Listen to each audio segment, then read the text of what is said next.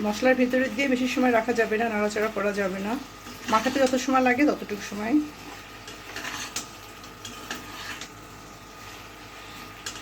মাখানো হয়ে গেলে শেষ।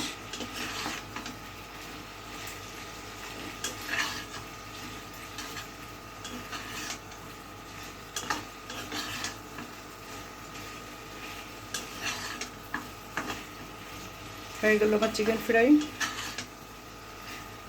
কোরিয়ান স্টাইলে।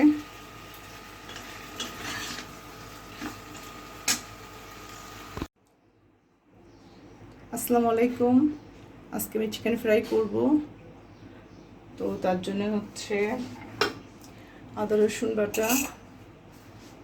রসুন বাটা আর ঝালের গুঁড়া দিয়ে দিচ্ছি।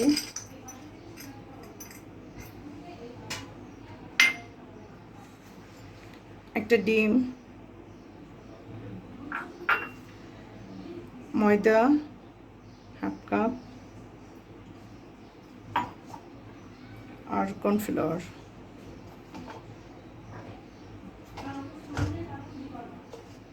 একটু লবণ।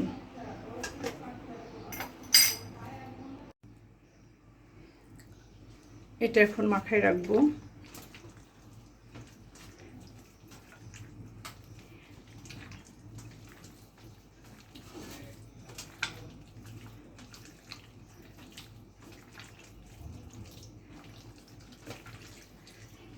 আজকে ফ্রাইটা একটু অন্যরকমভাবে করব।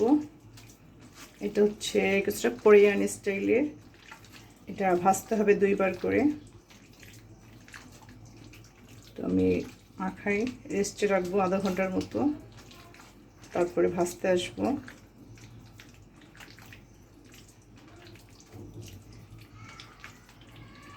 যদি মনে করেন পানি একটু বেশি বেশি মনে হচ্ছে ভেজা, তো আটা বা ময়দা দেবেন না, কর্নফ্লাওয়ার দিতে পারেন। বেশি আটা ময়দা দেওয়া যাবে না, কারণ গায়ে হালকা পাতলা একটা লেয়ার থাকবে। বেশি আটা বা ময়দা দেওয়া হলে একদম পুরো হয়ে যাবে। এগুলো ভাজা হয়ে গেছে, উঠাই নেব। এগুলো হচ্ছে 2 বার করে ভাজতে হবে।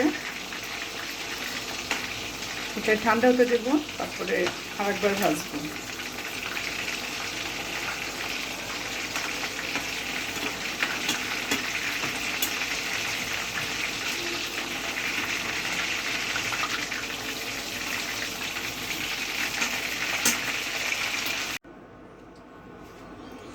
এই ভাজাগুলো এখন আবার দেবো। এটা হচ্ছে 2 বার করে ভাজতে হবে। এটা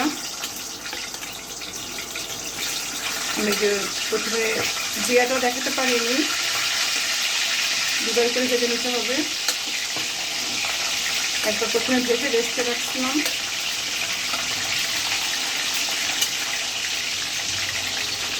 এই চিকেন ফ্রাইটা এটা কোরিয়ান স্টাইলে, এটা হচ্ছে 2 বার করে ভাজতে হয়।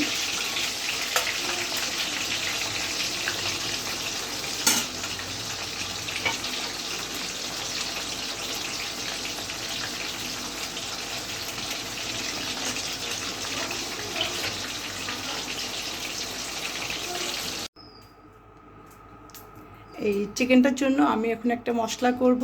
তার জন্য প্রথমে দিয়ে দিচ্ছি টমেটো সস, এরপরে দিয়ে দেবো একটু সয়া সস আর একটু ভিনেগার দেব, একটু ভিনেগার, একটু ঝালের গুঁড়া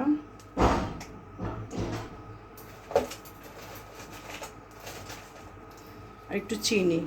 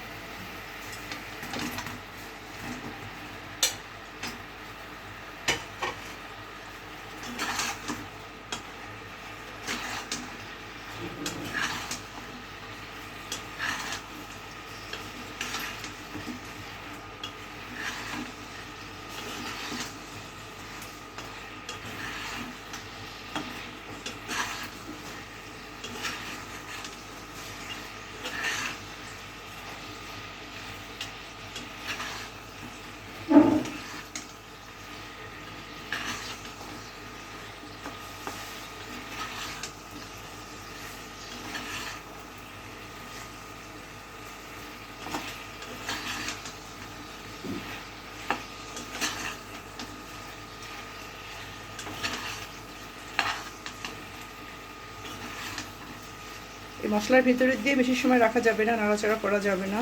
মাখাতে যত সময় লাগে ততটুকু সময়।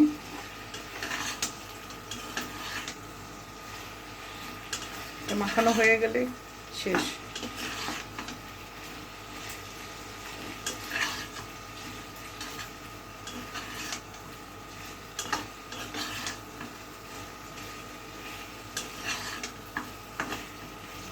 হয়ে গেল আমার চিকেন ফ্রাই কোরিয়ান স্টাইলে।